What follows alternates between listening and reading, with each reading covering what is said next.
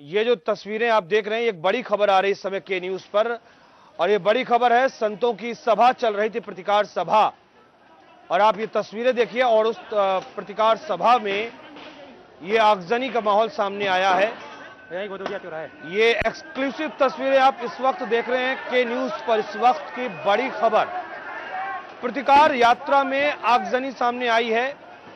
ये तस्वीरें साफ तौर पर अब ये बयां कर रही हैं कि एक वो रात थी जब साधु संतों पर, बटुकों पर लाठीचार्ज हुआ था, और एक ये आज का वाकया आप देख रहे हैं जबकि आगजनी हुई है।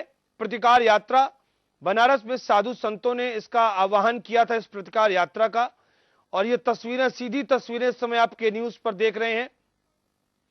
पिछले काफी समय से लगातार जो लाठीचार्ज हुआ था निहत्थे साधु संतों और बटुकों के ऊपर, वो लगातार चर्चा में बना हुआ है। केवल काशी या फिर उत्तर प्रदेश का ये मामला नहीं है, बल्कि ये मामला अब राष्ट्रीय स्तर पर भी पहुंचा है। जाहिर सी बात है, इसमें राजनीति का दृष्टिकोण भी अपने आप में शामिल है, लेकिन सवाल मानवाधिकार को लेकर भी उठ रहा है।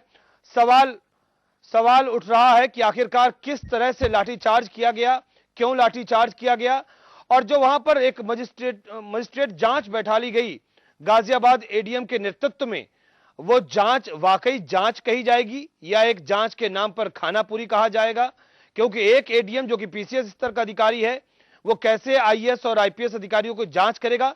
सवाल उसको लेकर भी उठे थे। और इन तमाम चीजों के विरोध में टाउन हॉल मैदान से शुरू हुए प्रतिकार यात्रा जैसे ही शुरू हुई, वहां पर हम ये तस्वीरें देख रहे हैं, ये वाराणसी का गोदोलिया इलाका है। भारतीय जनता पार्टी के शीर्षस्थ नेता और हिंदुस्तान के प्रधानमंत्री नरेंद्र मोदी का यह संसदीय क्षेत्र है, और यह उत्तर प्रदेश का वो इलाका है जहां से गृह मंत्री का इलाका माना जाता है, ये पूर्वांचल का इलाका माना जाता है।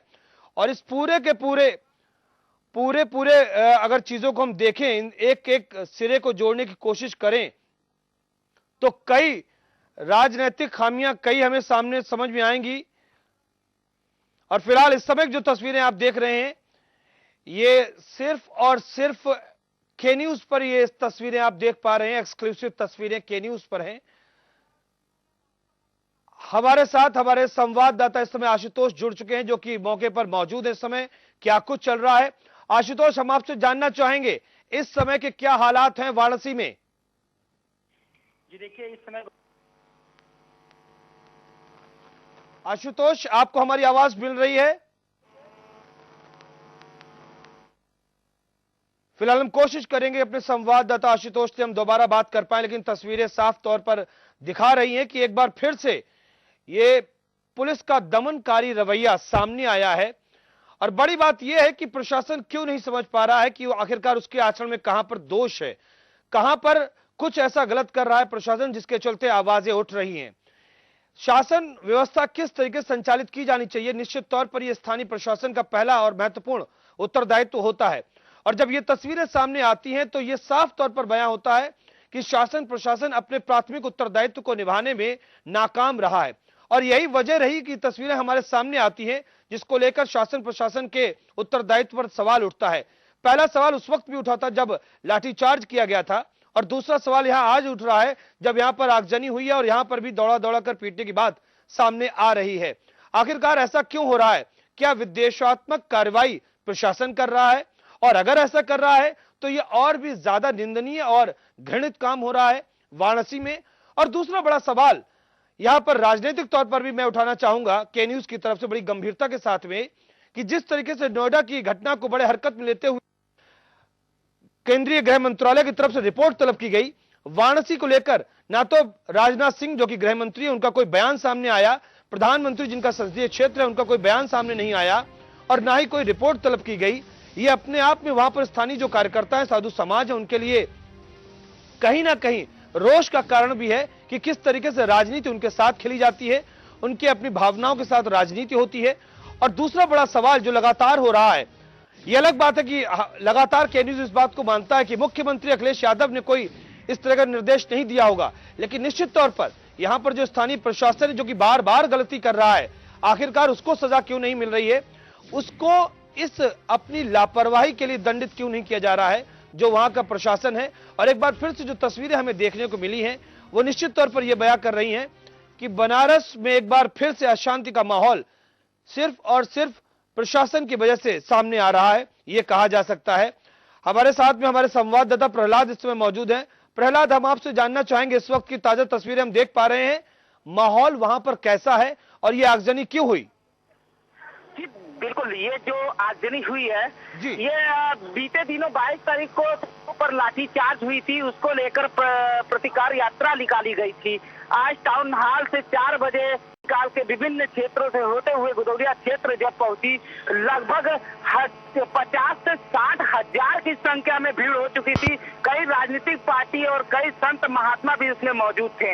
हालांकि वहां पर पहुंचने पर जब जत्था इन लोगों का घाट की ओर पहुंचा है तो तभी वहां पे पुलिस वालों से कुछ राजनीतिक पार्टी, हिंदू युवा वाहिनी के लोग, शिव सैनिक वहां पे मौजूद थे। कुछ पुलिस वालों से कहा सुनी हुई, धक्का मुक्की लेकर उसमें विवाद आपस में इतना बढ़ गया कि एक विकराल रूप ले लिया। जी प्रहलाद, हम आपको रोकना चाहेंगे। अभी हमारे साथ में आशुतोष भी हमारे संवाददाता मौजूद है। आशुतोष, आप इस वक्त कहां पर हैं और ये शुरुआत कैसे हुई, इसको जरा आप माइक्रो ऑब्जर्वेशन लेवल पर आप जरूर बताएं कि शुरुआत कैसे हुई इन तमाम चीजों की।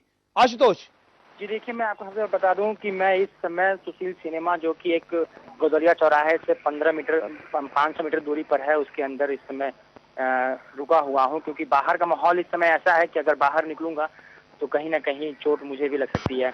आपको बता दें कि जब ये रैली टाउन हॉल से गदौलिया चौराहे तक पहुंची है, उस समय पुलिस में और साधु संतों के जो साथ समर्थक थे उनके साथ जो भिड़ंत हुई है, उस भिड़ंत का ये नतीजा है कि पुलिस की लगभग 4 से 5 जीप जला दिए गए हैं, 20 से 30 बाइक जला दी गई हैं और कई पुलिसकर्मी घायल हैं। इस भगदड़ में कई महिलाएं और कई बच्चे भी घायल हो चुके हैं जो उस समय गदौलिया चौराहे पे मौजूद थे।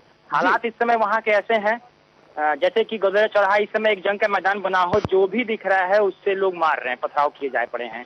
जी, अब ये शुरुआत कैसे हुई आशुतोष, क्योंकि क्या विरोध क्यों हुआ? मुझे लगता है कि शुरुआत में जब ये टाउन हॉल से मार्च शुरू हुआ था, जो खबरें आ रही हैं, प्रतिकार यात्रा तो थी लेकिन शांतिपूर्ण यात्रा शुरू हुई थी, लेकिन ये गदौलिया तक आते आते ये हिंसक कैसे हो गया मामला? जी देखिए, आपको बता दें कि ये जो रैली थी, जो प्रतिकार यात्रा थी, इसे रोकने की पुरजोर कोशिश की जा रही थी पुलिस प्रशासन की तरफ से। कल रात से ही सभी बैनर पर पोस्टर को फाड़ा जा रहा था और लोगों से आग्रह किया जा रहा था कि आप इस भीड़ में सम्मिलित ना हो, अपनी दुकान बंद, बनारस को बंद ना किया जाए। लेकिन जो आज प्रतिकार यात्रा सुनिश्चित की गई थी, वो प्रतिकार यात्रा टाउन हॉल मैदान से जब निकली है, गदौलिया पहुंची है और वहां पर पुलिस वालों ने रोका है भीड़ को। उसी दौरान कुछ समर्थक जो थे पुलिस से तू-तू मैं-मैं हो गई और बात आगे बढ़ गई। जी, आपसे यहां पर यह भी जानना चाहेंगे आशुतोष की क्या स्थानीय स्तर के कार्यकर्ता थे वहां पर या फिर प्रदेश स्तर के कार्यकर्ता थे, और साधु समाज में कौन कौन से बड़े नाम वहां पर मौजूद थे, उनकी क्या कुछ स्थिति इस समय है, वो लोग कहां पर हैं? जी देखिए, जो प्रतिकार यात्रा थे उसमें अभी मुक्तेश्वर नंद थे, बालक दास थे, प्राची साध्वी थी, संतोष जी थे। लगभग सभी बड़े साधु संत वहां मौजूद थे और उनके साथ लोकल जो बनारस के लोग मौजूद थे, व्यापारी लोग थे जो कि उनके समर्थन में आए थे। कई बड़े नेता थे बनारस के जो कि विधायक रह चुके हैं और पूर्व सांसद भी रह चुके हैं, वो लोग भी उनके समर्थन में थे। तो सारी भीड़ जब गदौलिया की तरफ बढ़ी, वहां पर ये बवाल हुआ और लगभग आपको बता दें कि 3 से 4 गाड़ियां फूंक दी गई हैं पुलिस की। कई पुलिसकर्मी घायल भी हैं जिनको अस्पताल में। बड़ी बात है आशुतोष, आप हमारे साथ बने रहिए, हम आपसे इन तमाम कारणों के बारे में लगातार विश्लेषण करते रहेंगे, जानकारी लेते रहेंगे। प्रहलाद हमारे संवाददाता भी लगातार मौजूद हैं, उनसे भी बात करते रहेंगे। लेकिन इस वक्त इन तस्वीरों को देखना बहुत जरूरी है और यह समझना बहुत जरूरी है कि आखिरकार क्या प्रशासन इस तरह से काम करता है, क्या प्रशासन निश्चित तौर पर उनकी जवाबदेही इसलिए ज्यादा होती है कि क्या इस तरीके की तस्वीरें आने से पहले कोई और भी कदम, कोई और भी रास्ता हो सकता था प्रशासन के लिए ताकि ये चीजें रोकी जा सकती। आपने उस वक्त भी, और ये बात प्रशासन के लिए यहां पर लागू होती है कि उस वक्त आपने निर्दोष के ऊपर लाठीचार्ज किया, उनका गुस्सा लगातार भड़का हुआ था, लगातार चीजें सामने आ रही थी और आज फिर आपने उनके साथ में 1 to 1 करने की कोशिश की, यानी कि समाधान बातचीत के लेवल पर, समझाने की लेवल पर, चीजों को जो कहते हैं कि बीच का रास्ता को निकालने को लेबर पर, वो चीजें नहीं की यहां पर। और यहां पर सीधे तौर पर जो तस्वीरें आई, निश्चित तौर पर वो एक भयावह तस्वीरें हैं। आप खुद बता रहे हैं कि 4 से 5 पुलिस की जीपें जला दी गई, 20 से 30 बाइक जलाई गई। निश्चित तौर पर अब यह देखना बहुत जरूरी होगा कि आखिरकार कौन कौन से इलाके में किस तरीके से क्या हालात बने हुए हैं। ये जरूर हम आपसे लगातार बात करते रहेंगे आशुतोष।